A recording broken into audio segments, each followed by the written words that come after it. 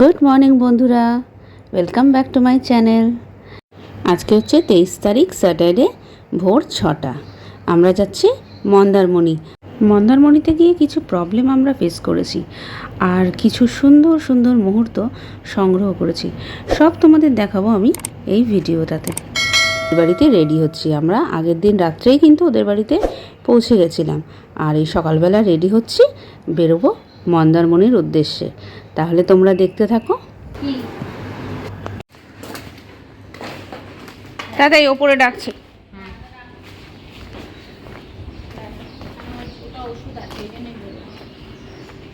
কোথায় তোমরা? এটাতে উঠবে তো? আর একটা কোথায়? ও আসেনি। ঠিক আছে, ওটা রাখ, আমি ঢুকে রাখছি। দেখি ভেতরে কে আছে। ভেতরে জিয়া রানী আছে। ভেতরে তো দেখাই যাচ্ছে না।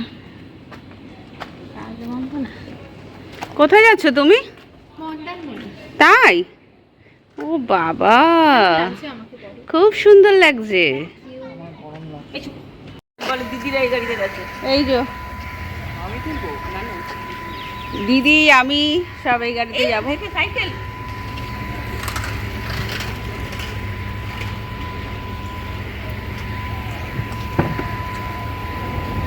যে কোনো জায়গায় রিসর্ট কিন্তু অনেক দিন আগে থেকেই বুক করতে হয়, সেটা আমরা জানি। কিন্তু আমাদের যাওয়ার একটু ঠিক ছিল না, মানে একটু প্রবলেম চলছিল, তাই বুকিং হয়নি। যাওয়ার কিছুদিন আগে থেকেই আমার দিদির ছেলে বুকিং করছিল, কিন্তু বলছিল সব বুকিং হয়ে গেছে, আর না হলে অনেক প্রাইস। তা এই জন্য আমরা দেখো 12টা সাড়ে 12টায় মন্দারমণিতে পৌঁছে গিয়েও কিন্তু একটাও রিসর্ট পাচ্ছিলাম না। শেষ পর্যন্ত অনেক ভিতরে, মানে আমরা যেখানে হোটেলটা পেয়েছি সেখান থেকে তাজপুর প্রায় 5 কিলোমিটার দূরে, মানে এতটাই ভেতরে আমরা চলে এসেছি। আর এই রিসর্টটা পেয়েছি। এত সুন্দর রিসর্ট বন্ধুরা, মানে এতটা ভেতরে এত সুন্দর রিজনেবল রিসর্ট পেয়েছি যে তোমাদের মানে বলাই বাহুল্য। এটা হচ্ছে মেন গেট, এখান থেকে আমাদের ঢুকতে হবে আর বেরোতেও হবে। যাই হোক, এখানে আমাদের বুকিং কমপ্লিট হয়েছে। আর এখানে পাশেই খাওয়া দাওয়ার জায়গা আছে, যারা ভেতরে খাবে বসে তারা সেখানেও খেতে পারে, বা ঘরের ভেতর অর্ডার করেও খেতে পারে, মানে ঘরেও ওরা দিয়ে যাবে। আর এইটা হচ্ছে সুইমিং পুল। সুইমিং পুলটা কিন্তু একদম রিসর্টের সামনে, একদম ভেতরে। এই রিসর্টের নাম হলো হলিডে বিচ রিসর্ট। খুব সুন্দর, ভেতরটাও সুন্দর যেমন, বাইরেটাও সুন্দর। আর বাচ্চাদের খেলার মতন দেখো ছোট পার্ক মতো আছে, ওখানে কিন্তু দোলনাও আছে।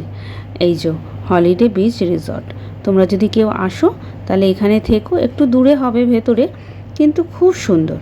আর এই দেখো হোটেল রুমের ভেতরটা দেখো, টিভি, ক্যাবিনেট, আলমিরা, আর বেডটা দেখো, ওখানে হচ্ছে বাথরুম। আর বেডটা 4 জন মিলে শুতে পারবে, যেহেতু আমরা ফ্যামিলি গেছিলাম এই জন্য একটু বড় রুমই নিয়েছিলাম দুটো। তা দেখো বেডটা কি সুন্দর না, রুমটা দারুণ। তা যাই হোক, তারপর আমরা এই খেতে বসে গেছি। ভাত, ডাল, আলু ভাজা, আলু পোস্ত, আর ডিমের অমলেট, পাঁপড় ভাজা। বাচ্চারা নিয়েছে চাউমিন আর চিকেন একটা আইটেম নিয়েছে। তারপর যাই হোক খেয়ে দিয়ে একটু রেস্ট নিয়ে আমরা চলে গেলাম পুলে স্নান করতে। সারা মানে সন্ধেবেলাটা আমরা পুরো পুলের মধ্যেই ছিলাম। দারুণ মজা করেছি বন্ধুরা, দারুণ। এত লাইটিং, এত মিউজিক, খুব সুন্দর লাগলো।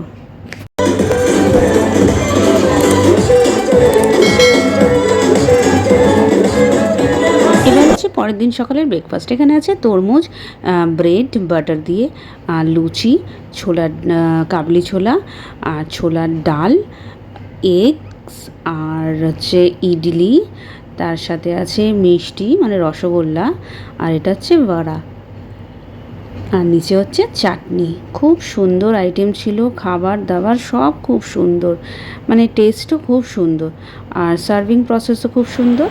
তাই দেখো আমার দিদি খেতে বসে গেছে ব্রেকফাস্ট। এটা কিন্তু নেক্সট মর্নিং, সানডে।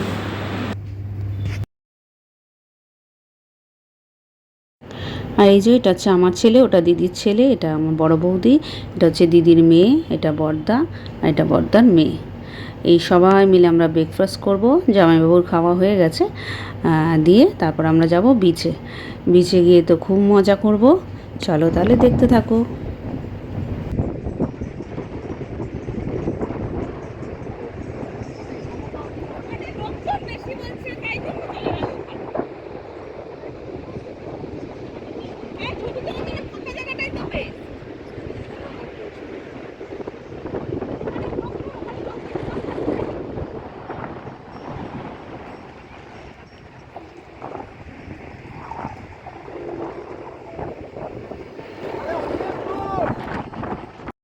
দুপুরে আমাদের আইটেম ছিল বিরিয়ানি, চিকেন কষা, একটু মাশরুম, আবার আমার বড়দাও আবার অন্যরকম নিয়েছে, একটু ভাত, ডাল, পাঁপড় ভাজা, কাঁকড়া এইসব খেয়েছে।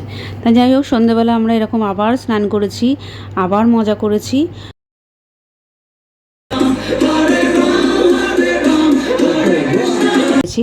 তারপর রাতে খেয়েছি চিলি চিকেন, ফ্রাইড রাইস। এইসব খেয়ে রেস্ট ফেস্ট নিয়ে আমরা এই সকালবেলা বেরিয়ে পড়লাম বাড়ির পথে। সবাই বাড়ি চলে যাচ্ছি। তোমাদের ভিডিওটা কেমন লাগলো জানিও। ভিডিওটা ভালো লাগলে অবশ্যই সাবস্ক্রাইব করো, লাইক করো, শেয়ার করো আর কমেন্ট করো। চলো তাহলে এবার রাখলাম, আবার দেখা হবে নেক্সট ব্লগে। Bye bye.